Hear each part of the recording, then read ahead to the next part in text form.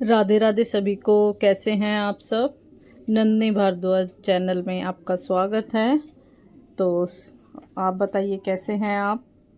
तो हम बात करेंगे जैसे कि हम भगवान से प्रार्थना करते हैं और भगवान हमें मनचाही चीज़ ना दें तो हमें क्या करना चाहिए।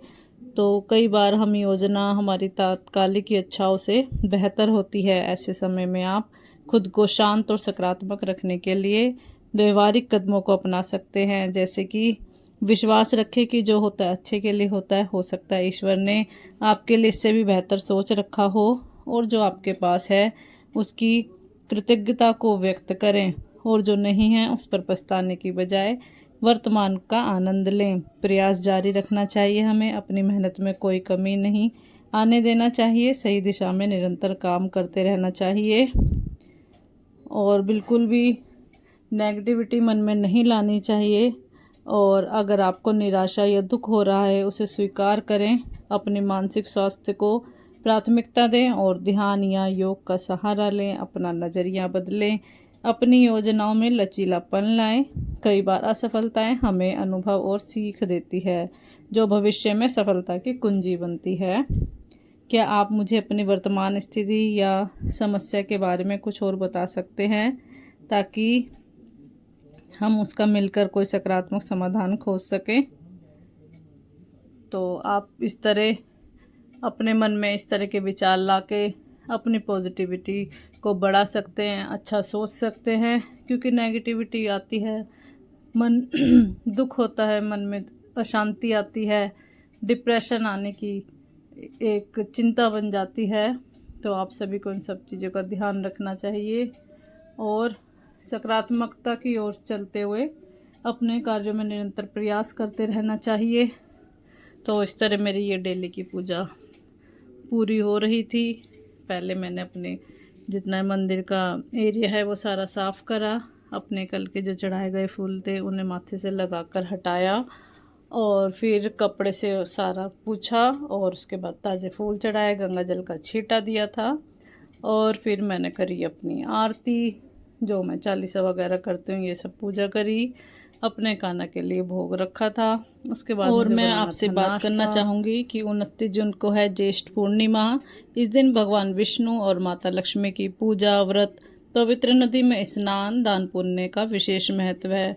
तो आप सभी अपने सामर्थ्य के अनुसार, अपने समय अनुसार आप इन सब चीज़ों का ध्यान रखते हुए ज्येष्ठ पूर्णिमा को मना सकते हैं। इससे घर में सुख शांति, धन धान्य और मानसिक शांति मिलती है।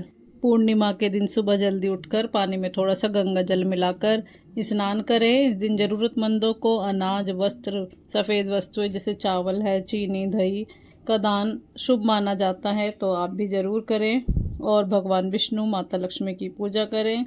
इस दिन सत्यनारायण भगवान की कथा का भी अपना एक विशेष महत्व है। अगर आप पे समय है आप कथा कर सकते हैं, पंडित द्वारा भी करवा सकते हैं, या आप अपने आप भी कथा को कह सकते हैं। और प्रसाद में आप जो आटे को भूनकर प्रसाद बनाया जाता है, चरणामृत, पंचामृत, इन सब चीज़ों की अपने आप घर में तैयारी करके भी पूजा व्रत कर सकते हैं। और ओम नमो भगवते वासुदेवाय मंत्र का जाप करें, श्री सूक्त का पाठ करें। चंद्रमा को अर्घ्य देना चाहिए। शाम के समय जब चंद्रमा उदित हो तब चंद्रमा को कच्चे दूध, जल और फूल अर्पित करें। इससे मानसिक शांति मिलती है।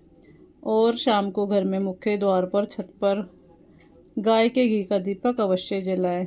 यदि आप पूर्णिमा का व्रत रखने या किसी विशेष पूजा विधि को जानना चाहते हैं तो मैं आपको और वीडियो डालूंगी, आप उसमें देखना।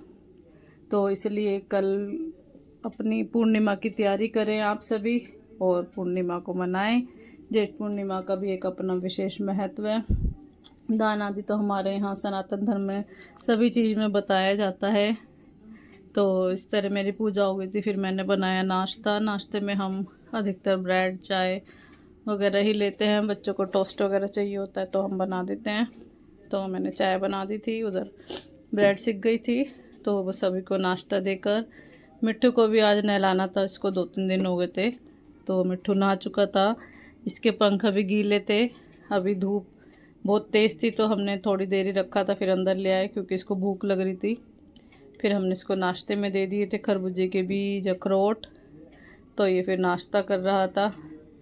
थोड़ी देर में छाई सी आएगी हमारी बालकनी में तो हम इसको बाहर बिठा देंगे।